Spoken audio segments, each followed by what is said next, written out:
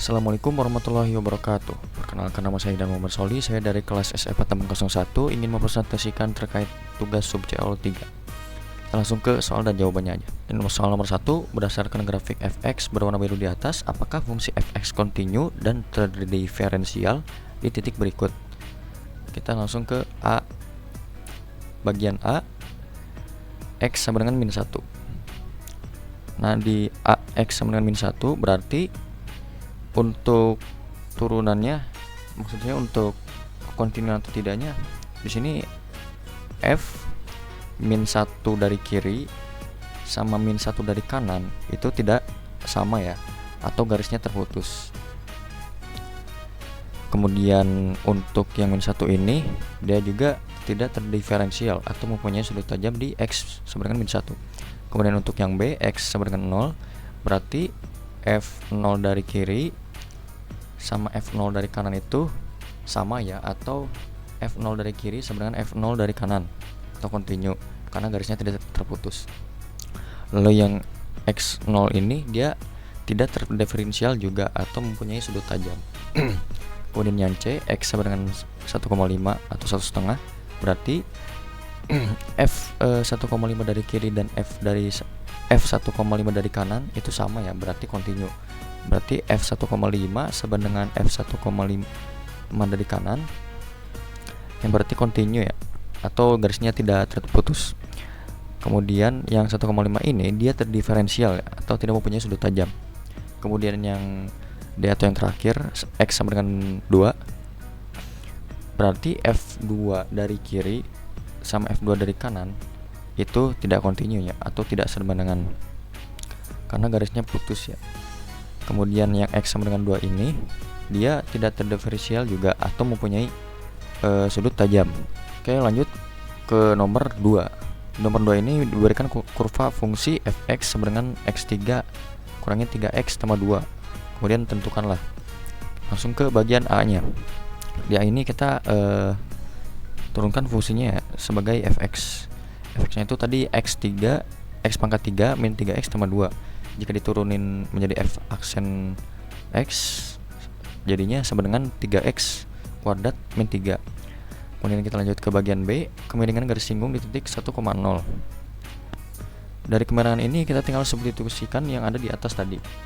Jadi yang f aksen tadi kita substitusikan jadi f aksen 1 sama dengan 3 kali 1 pangkat 2 min 3 sama dengan 3 kurang 3 dan sama dengan juga 0. Jadi kemiringan garis singgung di titik 1,0 adalah 0. Lanjut ke C nya, persamaan garis singgung di titik 1,0. Dari persamaan garis ini kita tinggal ambil turunan yang ada di atas tadi, kemudian kita substitusikan lagi. Sama seperti yang tadi ya, yang B juga. F aksen 1 sama dengan 3 kali 1 pangkat 2 kurang 3 sama dengan 3 kurang 3 dan sama juga 0. Kemudian kita menggunakan rumus Y sama dengan mx tambah C. Di Y sama dengan mx tambah C ini kita Y nya masukkan 0 karena tadi 0 ya Y nya. Kemudian M nya tadi juga 0 karena udah diperhitungkan sebelumnya. Berarti 0 sama dengan 0 kali 1 tambah C. Berarti 0 sama dengan 0 tambah C. Dan berarti C nya adalah 0. Jadi persamaan garis singgung pada titik 1,0 adalah Y sama dengan 0 ya. Lanjut ke bagian D nya ya. D nya ini pertanyaannya persamaan garis normal di titik 1,0. Untuk D yang tersendiri kita harus menentukan persamaan garis normal pada titik kurva fx x pangkat 3 min 3x tambah 2 di titik 1,0 ya. Ini yang pertama kita harus cek apakah titik itu berada pada kurva ya. Karena fx nya sama dengan x 3 x pangkat 3 min 3x tambah 2, jadi kita substitusiin x sama dengan 1 ke dalam fungsi fx untuk memastikan titik 1,0 nya ada pada kurva. Berarti f1 sama dengan 1 pangkat 3 min 3 kali 1 tambah 2 sama dengan 1 kurang 3 tambah 2 sama dengan 0. Jadi titik 1,0 itu berada pada kurva ya. Kemudian kita turunkan fungsinya. Jadi yang tadi fx nya itu x pangkat 3 min 3x tambah 2, kita turunkan fungsinya. Jadi f aksen x sama dengan 3x pangkat 2 min 3. Kemudian kita hitung gradien garis singgungnya di titik 1,0. Kita substitusiin x1 nya ke dalam turunan yang tadi ya, yang udah kita turunkan. Berarti f aksen 1 sama dengan 3 kali 1 pangkat 2 min 3 sama dengan 3 kurang 3 sama dengan 0. Berarti gradien garis singgung di titik 1,0 adalah mt sama dengan 0. Kemudian kita tentukan gradien garis normalnya. Di gradien garis normal, mn-nya itu terkait dengan garis, maksud saya terkait dengan gradien garis singgung mt ya, dengan hubungan mt kali mn sama dengan min 1. Karena mt ini sama dengan 0, maka gradien garis normal mn-nya adalah tak terhingga atau mn sampai tak terhingga, yang menunjukkan bahwa garis normal adalah garis vertikal. Kemudian kita tentukan persamaan garis normalnya. Garis vertikal ini melalui maksud saya garis vertikal yang tadi itu melalui titik 1,0 yang punya bentuk x sama dengan 1. Berarti kesimpulannya adalah persamaan garis normal yang tadi ya, pertanyaan pertama itu, ini persamaan garis normal di titik 1,0 adalah x sama dengan 1. Ya, persamaan garis normal pada titik 1,0 di fx sama dengan x pangkat 3 min 3x tambah 2 adalah x sama dengan 1. Lanjut ke bagian nomor 3. Ya, nomor 3.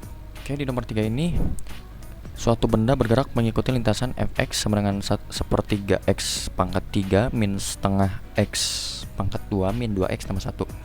Jawablah beberapa kondisi berikut. Kita langsung ke bagian A-nya. Bagian A-nya ini kapan benda tersebut bergerak naik. Sebelum itu kita harus menghitung rumusnya dulu ya sebelum ke kesimpulan. Berarti fx sama dengan 1/3 kali x pangkat 3 min setengah kali x pangkat 2 min 2x tambah 1. Kita turunkan dulu menjadi f aksen x sama dengan 3 kali 1/3 x kuadrat min 2 kali 1/2 x kurang 2 sama dengan x kuadrat min x min 2. Kemudian di sini kita difaktorin ya. Kita faktorin jadi sama dengan x tambah 1 kali x min 2. Karena di sini jadi 0 ya x-nya, berarti x-nya sama dengan min 1, kemudian x yang kedua x-nya sama dengan 2 ya. Jadi benda tersebut bergerak naik pada saat x sama dengan min tak hingga sampai min 1 dan x sama dengan 2 sampai positif hingga tak hingga. Kemudian kita lanjut ke bagian B-nya. Bagian B ini kapan benda tersebut bergerak turun. Jika dilihat dari rumus yang ada di atas tadi, benda tersebut bergerak turun pada saat x di antara min 1 dan 2. Kemudian untuk C, kapan lintasan dari benda tersebut cekung ke atas. Jika dilihat dari rumus yang ada di atas, kita memakai rumus f aksen x lebih besar daripada 0. Dikarenakan lintasan benda cekung ke atas, berarti f aksen x kedua sama dengan 2x min 1 lebih besar daripada 0 sama dengan 2x lebih besar daripada 0 tambah 1, karena min 1 yang tadi ada di kiri kemudian kita pindahkan ke yang kanan menjadi plus 1 sama dengan 2x lebih besar daripada 1, kemudian sama dengan lagi x lebih besar daripada 1/2 atau setengah. Jadi kesimpulannya lintasan benda cekung ke atas itu pada di interval setengah atau 1/2 hingga tak hingga ya, positif tak hingga. Kemudian lanjut ke bagian D, kapan lintasan dari benda tersebut cekung ke bawah. Jika dilihat dari rumus yang ada di atas, kita pakai rumus f aksen x kurang dari 0 dikarenakan lintasan cekung ke bawah, yang berarti f aksen x kedua sama dengan 2x min 1 kurang dari 0 sama dengan 2x kurang dari 0 tambah 1, karena min 1 nya udah dipindahin dari kiri ke kanan jadi plus 1 sama dengan 2x kurang dari 1 sama dengan x lebih kecil daripada 1/2 ya. Jadi kesimpulannya adalah lintasan benda cekung.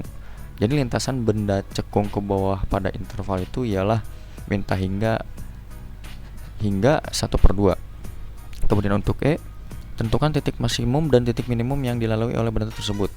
Karena kita ingin mencari nilai maksimum dan minimumnya, kita harus cari nilai x saat f aksen x sama dengan 0.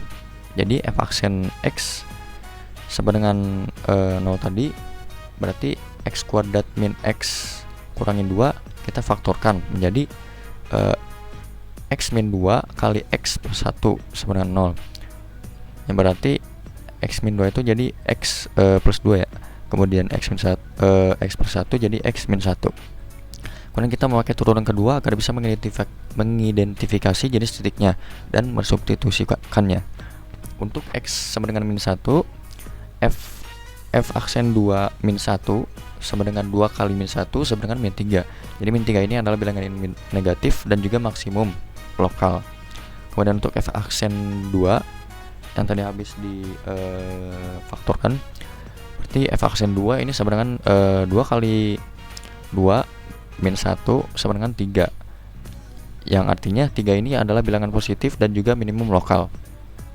Lalu kita substitusikan titik maksimal dan minimal lokalnya pada fx sama dengan sepertiga x pangkat 3 min 1/2 x pangkat 2 min 2 x tambah 1. Berarti jika x-nya sama dengan min 1, f min 1 sama dengan sepertiga min 1 pangkat 3 min 1/2 kali min 1 pangkat 2 min 2 kali min 1 tambah 1 sama dengan min sepertiga min sepertiga kurang 1/2 tambah 2 tambah 1 yang sama dengan 13/6. Kemudian jika x-nya sama dengan 2, berarti f2 sama dengan sepertiga kali 2 pangkat 3 min 1/2 kali 2 pangkat 2 min 2 kali 2 tambah 1 sama dengan 8/3 min 2 min 4 tambah 1 sama dengan min 7/3 ya. Karena semuanya jika dijumlahin hasilnya seperti itu. Jadi kesimpulannya, titik maksimalnya itu berada pada min 1 dan 13/6, dan kemudian titik minimumnya berada pada di 2 dan juga min 7/3. Lanjut ke bagian F nya. Di F ini tentukan pada titik mana benda tersebut berbelok. Sebelum itu kita harus menghitung rumus dulu ya. Titik belok ini terjadi ketika f aksen 2x sama dengan 0. Berarti f aksen x kedua tadi sama dengan 2x min 1 sama dengan 0, berarti x nya itu sama dengan setengah ya, karena habis dipindah ruaskan. Kemudian kita cek perubahan tanda f aksen x kedua. Oke, untuk x nya lebih kurang daripada 1/2, berarti f aksen x kedua kurang dari 0 ya, karena cekung ke bawah tadi.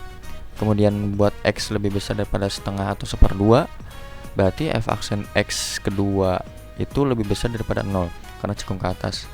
Karena ada perubahan cekung, jadinya x sama dengan 1/2, yang juga titik belok pula. Jadi kita substitusikan si x 1/2 nya ke fx yang awal.